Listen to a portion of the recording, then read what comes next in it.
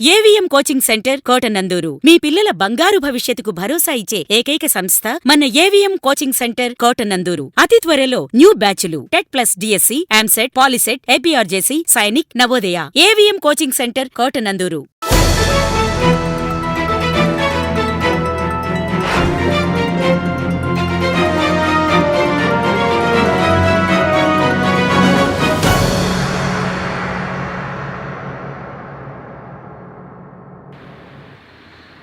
ఆర్యవైశ్యులు నిజాయితీకి మారుపేరు, సమాజానికి దిక్సూచి. ఆర్యవైశ్యులు నిజాయితీకి మారుపేరు, సమాజానికి దిక్సూచి అని రాష్ట్ర ఆర్యవైశ్య మహాసభ కార్యదర్శి పెనుగొండ కామరాజు అన్నారు. కాకినాడ జిల్లా కోటనందూరు మండల ఆర్యవైశ్య మహాసభకు ముఖ్య అతిథిగా నార్ల రత్నాజీతో కలిసి పాల్గొన్నారు. వీరితో పాటు కోటనందూరు మండల ఆర్యవైశ్య సంఘ ప్రెసిడెంట్ వెలగ రాజాబాబుతో పాటు ప్రముఖ వ్యాపారవేత్తలు వెలగ వెంకట కృష్ణారావు, వెలగ వెంకట కృష్ణాజీ, పాలూరి తాతీలు, వెలగ వెంకట గంగాధర రంగనాయకులు పాల్గొన్నారు. ఈ సందర్భంగా ప్రముఖులు మాట్లాడుతూ ఆర్యవైశ్యులు గ్రామ స్థాయి నుండి జాతీయ స్థాయి వరకు ఏకతాటిపైకి రావాలని అన్నారు. ఆర్యవైశ్యులు రాజకీయాల్లో ఏ పార్టీలో ఉన్నా చురుకైన పాత్ర పోషించి ఆర్యవైశ్యులకు, పేదలకు ఉపయోగపడాలని అన్నారు. శుభ అశుభ కార్యక్రమాలలో వారి కుటుంబానికి అండగా ఉండాలని, పేదలను గుర్తించి ఆర్థిక సహాయం చేయాలని అన్నారు. రాష్ట్ర ఆర్యవైశ్య మహాసభ పేద పిల్లలకు, ఇంటర్ నుండి చదివే వారికి ఆర్థిక సహాయం అందిస్తుందని తెలియజేశారు. ఆర్యవైశ్యులు దానం చేయడానికి సిద్ధంగా ఉంటారని, దేశవ్యాప్తంగా ఆర్యవైశ్య సత్రాలు ఏర్పాటు చేసి ఎంతోమందికి అన్నదానం, సహాయం చేస్తున్నారని అన్నారు. ఎక్కడ దేవాలయాలు నిర్మించినా చందాలు ఇవ్వడంలో ఆర్యవైశ్యులు ముందుంటారని తెలియజేశారు. వ్యాపారాలు నిజాయితీతో చేస్తారని, డబ్బు కోసమే కాకుండా సమాజం కోసం కూడా పనిచేయాలని తెలియజేశారు. మనం ఏ జాతికి తక్కువ కాదని, ఐక్యత లేకపోవడం వల్లనే మన లోపమని అన్నారు. అనంతరం కోటనందూరు మండలానికి నూతన కమిటీని ఎన్నుకున్నారు. President Velaga Venkata Gangadhara Ranganayakulu, vice president secretary Polisetty Srinu, treasurer Mutyala Srinu, joint secretary Chekka Sai, joint secretary Kadimisetty శ్రీనులను ఎన్నుకున్నారు. అతిథులుగా విచ్చేసిన పెనుగొండ కామరాజు, రత్నాజీలకు, ఆర్యవైశ్య మండల ప్రెసిడెంట్ వెలగ రాజాబాబుకు, నూతనంగా ఎన్నికైన కార్యవర్గానికి, తుని మండల నూతన కమిటీకి ఘనంగా సత్కరించారు. ఈ కార్యక్రమానికి మొత్తం హోస్ట్గా కొల్లూరు వీరబాబు వ్యవహరించగా మండలంలో ఉన్న ఆర్యవైశ్యులందరూ పాల్గొన్నారు. వీడు పోగొట్టురా అనే పదం, అలాగే మన దుకాణాల దగ్గరికి వచ్చేసరికి ఎవరొచ్చినా కూడా నువ్వెందుకు వదులుతావు రూపాయి పోగొట్టు కదా అనే పదం, ఇవన్నీ మనం విన్నాం. కానీ ఇవాళ గుండెలవి చేసుకుని ధైర్యంగా చెప్పుకుని మాట ఉంటుంది. దేశవ్యాప్తంగా నిత్యం అన్నదానం చేస్తున్న సత్రాలు ఒక గౌరవీ ఉన్నాయి, మీకు ఎవరీ లేవు.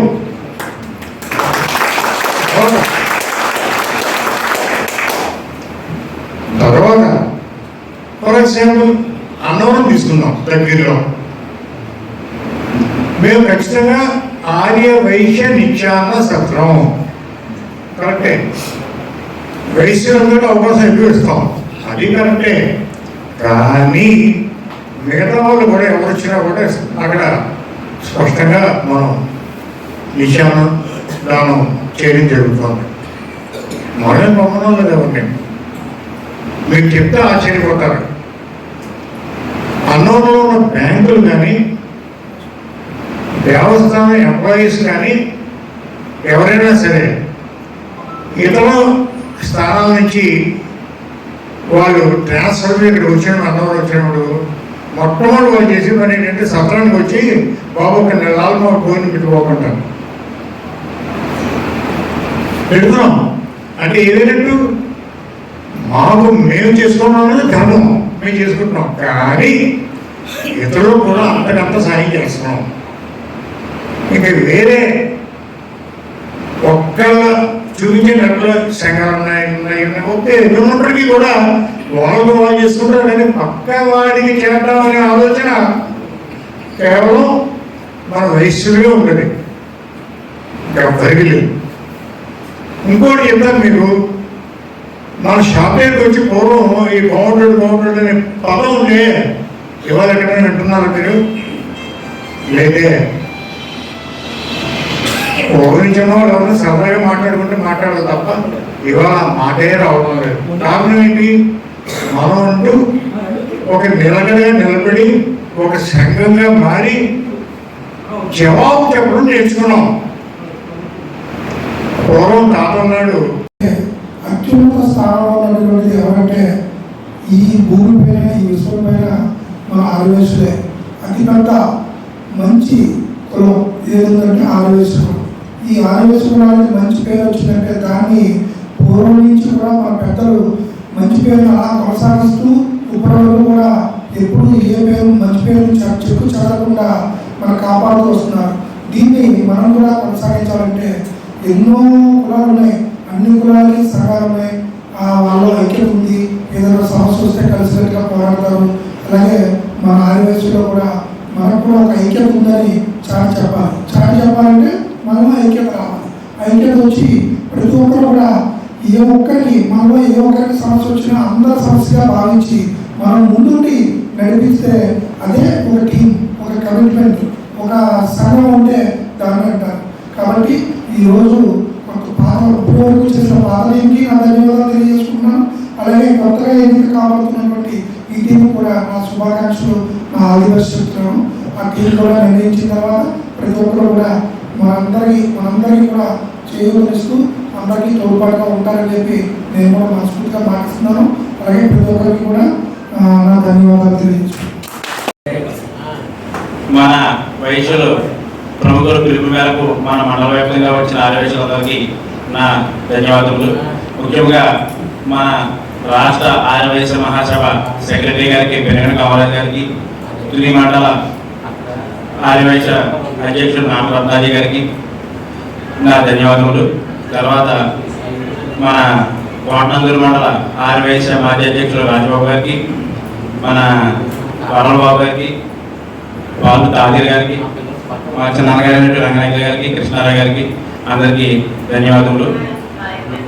ఇంతవరకు చేసిన సేవా కార్యక్రమాలు చేసిన పాత్రికేయులకి అందరికీ నా కృతజ్ఞతలు.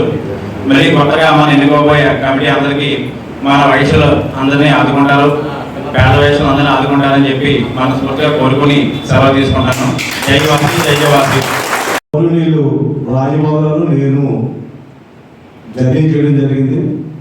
మరి ఆయన రాజబాబు గారు అన్నది కంచెల బాబీ గారితో, అలాగే కాకతూరి నాగబాబు గారితో, పెద్దలందరితో ఆయనకి మంచి అనుబంధాలు ఉన్నాయండి. ఎప్పుడు కోటనందరూ అడిగినా రాజబాబు గారి పేరు వచ్చిందండి. రాజబాబు గారి దగ్గర బాగుంటుంది, ఆ ఊర్లో కొద్దిగా అన్ని కార్యక్రమాలు చేయడానికి ఉండదు. మరి రాజబాబు గారు మేము కలిపి చాలా కార్యక్రమాలు చేయడం జరిగింది. అలాగే మహాసభలో ఏ కార్యక్రమాలు జరిగినా ఆయనకి నేను ఇంటిమేషన్ ఇచ్చేవాడిని, ఆయన మేము కలిపి జర్నీ చేస్తున్నాం. ఆయన ఎంతసేపు చెప్పిన కోటనందూరులో ఉన్న ఆర్యవేశులకి ఎక్కువ సహాయ సహకారాలు అందించాలని ఎప్పుడు కూడా ఆయన చెప్తుండేవారు. అలాగే ఆ పెద్దలు కూడా రాజబాబుకి ఏం కావాల్సిన చేస్తారని చెప్పి వాళ్ళు చెప్పేవారు. మరి అలాగే ఆర్యవైశ్యుల ఐక్యతగా మనం అందరూ కూడా ఉండాలి. ఎందుకంటే మనం ఏ పార్టీలో ఉన్నా ఏం చేసినా సరే అందరూ అన్ని పార్టీలో ఉండాలండి. ఆ పార్టీ ఈ పార్టీ కాదు, అన్ని పార్టీలో ఉండాలి. అన్ని పార్టీలోని మనం నాయకత్వం వహిస్తూ ఉండాలండి. నాయకత్వం వహిస్తూ ఎదుటి వాళ్ళు ఏదైనా చిన్న సమస్య వస్తే వాళ్ళందరూ ఒకటైపోతారు. కానీ మన వైశ్య కమ్యూనిటీలో వచ్చేసరికి ఏదైనా ముందుకు వెళ్ళాలంటే కొద్దిగా వెనకడి వేస్తుంటారు. అలా కాకుండా ఈ రోజు నుంచి కొత్త నూతన వర్గం కూడా వస్తుంది కాబట్టి ఏ కార్యక్రమాలు చేస్తే ఇలాగే కట్టడిగా ఉండి మన కార్యక్రమాలన్నీ కూడా ముందు సాగించుకుంటే బాగుంటుందని మనస్ఫూర్తిగా కోరుకుంటున్నాను. అలాగే మొన్న ఆర్యవేశ్య మహాసభ చంద్రబాబు సత్యనారాయణ గారి పిలుపు మేరకు తూర్పుగోదావరి జిల్లాలో ఉమ్మడి తూర్పుగోదావరి జిల్లాలో ఉండేది. అందులో కాకినాడ, అమలాపురం అన్ని కలిపి ఉంది. చేసి పెట్టాలని కోరుకుంటున్నారు. పేదవాళ్ళు ఎవరైనా ఉంటే కనీసం ఒక 20,000 రూపాయలు ఇచ్చి వడ్డీనే రుణం ఇచ్చి 12 నెలల్లో కూడా తీర్చుకొని వాళ్ళు ముందుకు చేయవలసిందే కూర్చున్నాం.